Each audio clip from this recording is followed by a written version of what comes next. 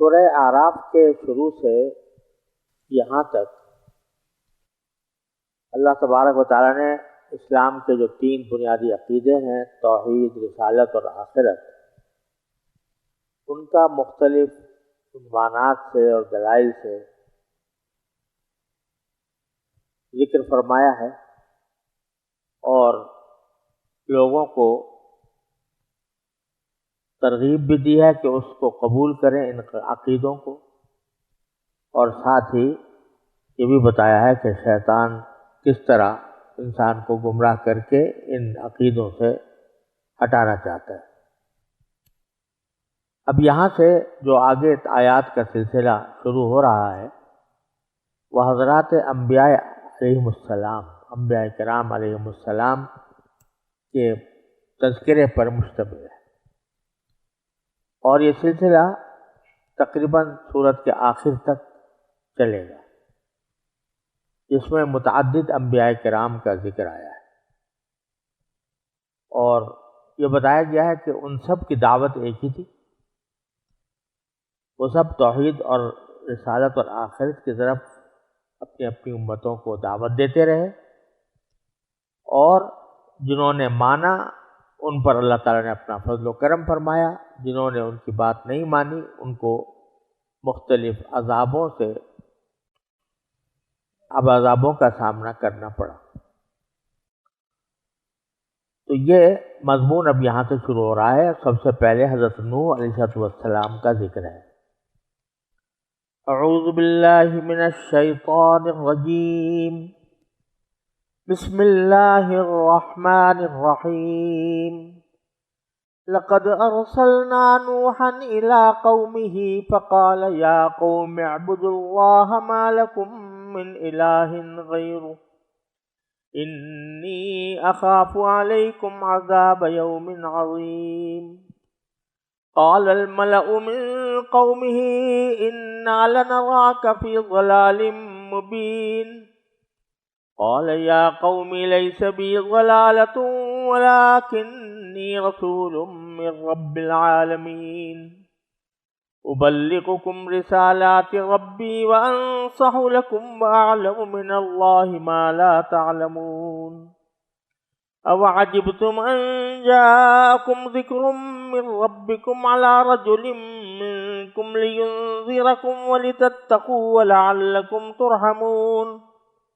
فكذبوه فأنجيناه والذين معه في الفلك وأغرقنا الذين كذبوا بآياتنا إنهم كانوا قوما عمين۔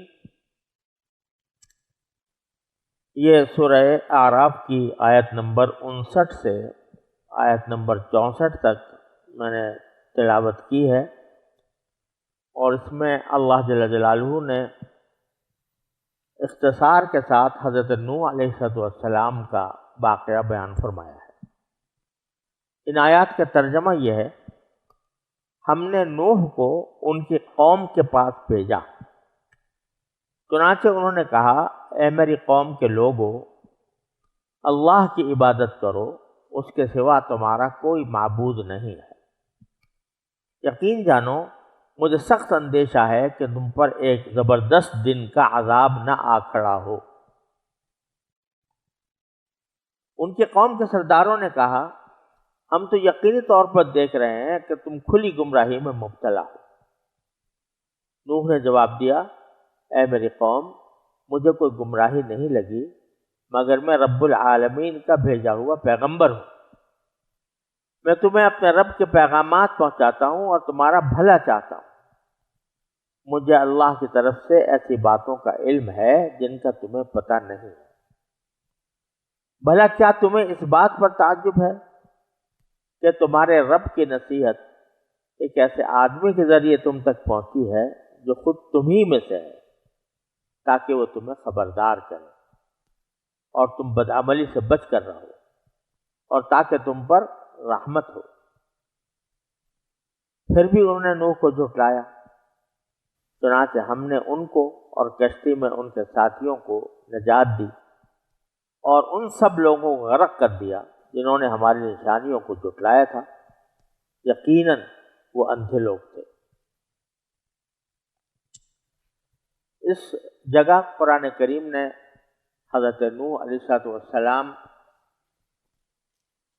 کا واقعہ انتہائی اختصار کے ساتھ بیان فرمایا ہے۔ اصل صورت یہ ہے کہ حضرت آدم علیہ السلام سے لے کر حضرت نوح علیہ السلام تک جو وقت گزرا، اس میں کسی حق و باطل کا عقائد کے سلسلے میں کوئی بڑا معرکہ سامنے نہیں آیا، کیونکہ حضرت آدم علیہ السلام اللہ تعالیٰ کی طرف سے زمین پر بھیجے گئے تھے، صحیح عقیدہ لے کر آئے تھے، صحیح اعمال لے کر آئے تھے، تو اس عقیدے میں کوئی دراڑ نہیں پڑی مدتوں تک۔ بیچ میں اور بھی کچھ پیغمبر آئے ہیں، جیسے حضرت شیس علیہ السلام یا حضرت اخنوخ علیہ السلام، لیکن یہ پیغمبر زیادہ تر اصلاحی اور دنیاوی تنظیم کے احکام لے کر آتے رہے۔ اس وقت تک شرک کا زمین پر باقاعدہ وجود نہیں ہوا تھا، لیکن حضرت نوح علیہ السلام جس وقت مبعوث ہوئے تو ان کا علاقہ وہ تھا جو آج عراق کہلاتا ہے، تو وہاں پر شرک پھیل چکا تھا۔ اس لیے اللہ تبارک و تعالیٰ نے جن پیغمبروں کا خاص طور پر ذکر فرمایا ہے، ان میں عام طور سے حضرت نوح علیہ السلام کا ذکر پہلے آتا ہے، کیونکہ یہ پہلے وہ پیغمبر ہیں جن کو تشریعی پیغمبر کہا جاتا ہے، اور ان کے زمانے میں شرک کے ساتھ معرکہ پہلی بار لڑا گیا، یعنی اللہ جل جلالہ نے شرک کی تردید کے لیے ان کو مبعوث فرمایا اپنے قوم کی طرف۔ یہ جن پیغمبروں کا ذکر آ رہا ہے، یہ سارے اگر دیکھا جائے تو جزیرہ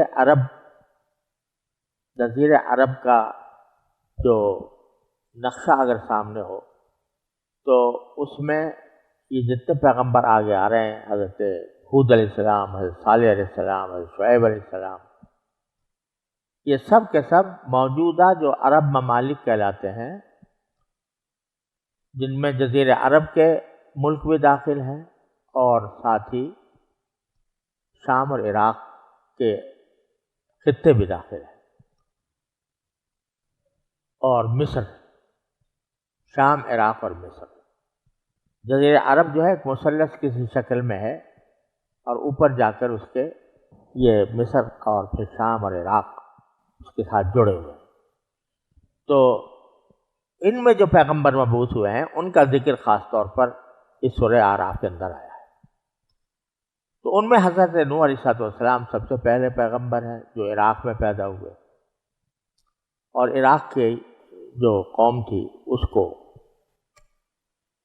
انہوں نے تبلیغ کی اور توحید کی دعوت دی۔ اس کا واقعہ اللہ تعالیٰ یہاں بیان فرما رہے ہیں اختصار کے ساتھ، تفصیل کے ساتھ ان کا واقعہ ایک تو سورہ انشاءاللہ سورہ یونس میں آئے گا، اور ایک سورہ ہود میں آئے گا، اور ایک سورہ نوح، ایک مستقل سورت اللہ تعالیٰ نے ان کے نام پر نازل فرمائی ہے، اس میں انشاءاللہ آئے گا۔ یہاں اللہ تعالیٰ نے فرمایا لقد ارسلنا نوحا الی قومہ، ہم نے نوح کو ان کی قوم کے پاس بھیجا۔ انہوں نے جا کر کیا دعوت دی کہ یا قوم، اے میرے قوم والو، اعبدوا اللہ ما لکم من الہ غیرہ، اللہ کی عبادت کرو، اس کے سوا تمہارا کوئی معبود نہیں، یعنی وہی توحید کا عقیدہ۔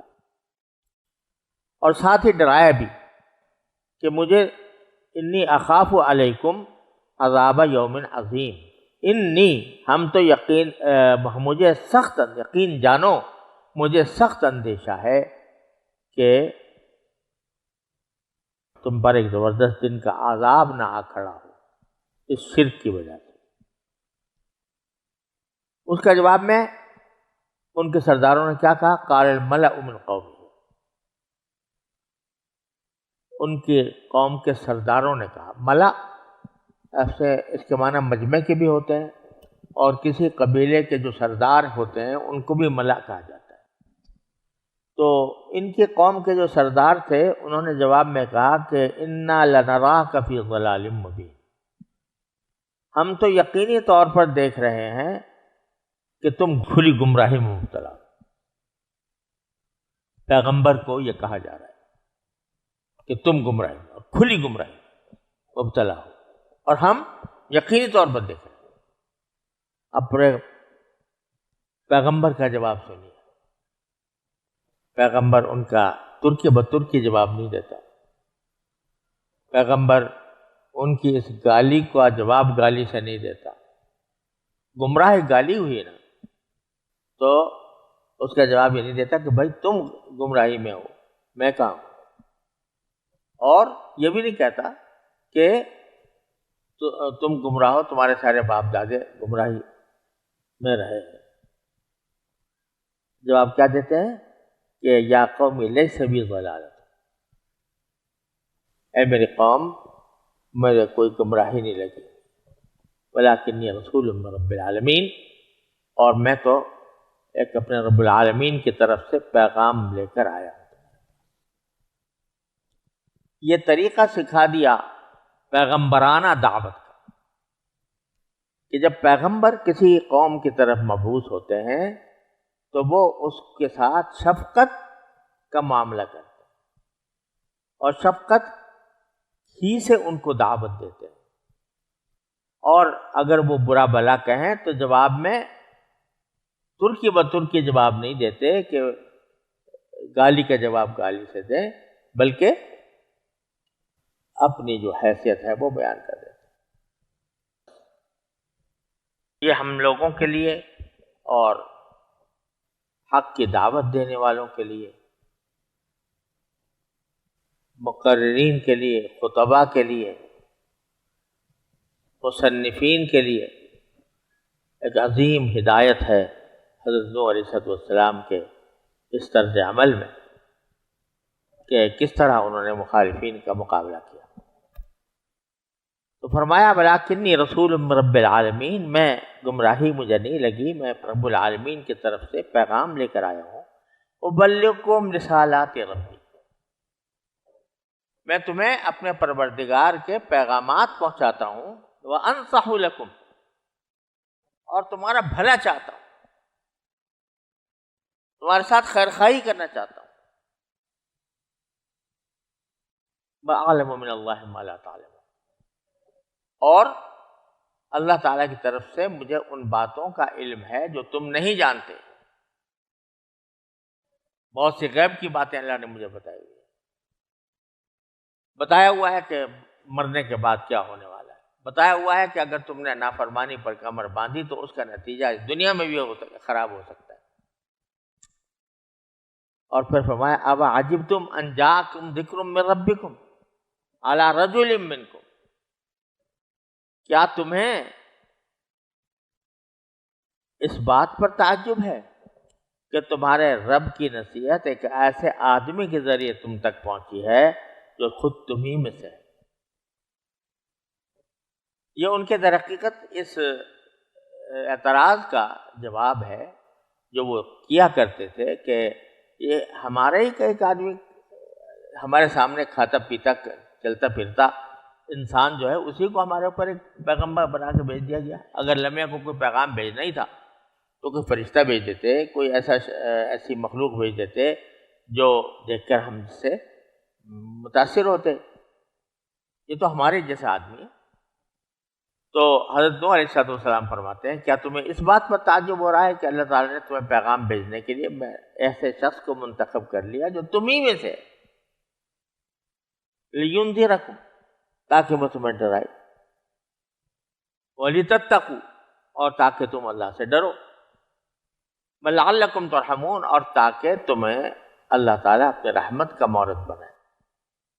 کتنے صاف ستھرے، کتنے پیارے شفقت بھرے الفاظ میں حضرت نوح علیہ السلام کا یہ پیغام اللہ تعالیٰ نے سنایا۔ تو ان کا جو اعتراض تھا کہ ہم ہی میں سے آ گیا، تو اس میں کیا تعجب کی بات ہے؟ اللہ تعالیٰ کو کسی کو بھیجنا تو تھا، لیکن تم میں سے اس لیے بھیجا کہ تاکہ تمہاری نفسیات سے وہ واقف ہو، تمہارے حالات سے واقف ہو، جو ضروریات تمہیں لاحق ہوتی ہیں اس کو بھی لاحق ہو، جو خواہشات تمہارے دل میں پیدا ہوتی ہیں اس میں بھی پیدا ہوں، اور پھر وہ تمہیں سیدھا راستہ دکھائے۔ اس میں کیا تعجب کی بات ہے؟ اور اسی سے تمہیں آگاہ کرنا بھی مقصود ہے، تمہارے اندر تقویٰ پیدا کرنا بھی مقصود ہے، اور اس بات تم پر رحم بھی مقصود ہے۔ اب آگے اللہ تعالیٰ فرماتے ہیں کہ فَكَذَّبُوهُ، یہ سب کچھ کرنے کے بعد، ساری نصیحت کرنے کے بعد کیا ہوا کہ کذبوہ، پھر بھی وہ جھٹلاتے ہی رہے حضرت نوح علیہ السلام۔ اور قرآن کریم نے دوسری جگہ فرمایا ہے کہ حضرت نوح علیہ السلام 1000 سال سے 50 سال کم ان کے ساتھ رہے، 950 سال رہے اور مسلسل دعوت دیتے رہے، لیکن آخر تک وہ نہ مانے اور تکذیب پر اترے رہے۔ نتیجہ کیا ہوا؟ فَأَنْجَيْنَاهُ وَالَّذِينَ مَعَهُ فِي الْفُلْكِ وَأَغْرَقْنَا الَّذِينَ كَذَّبُوا بِآيَاتِنَا،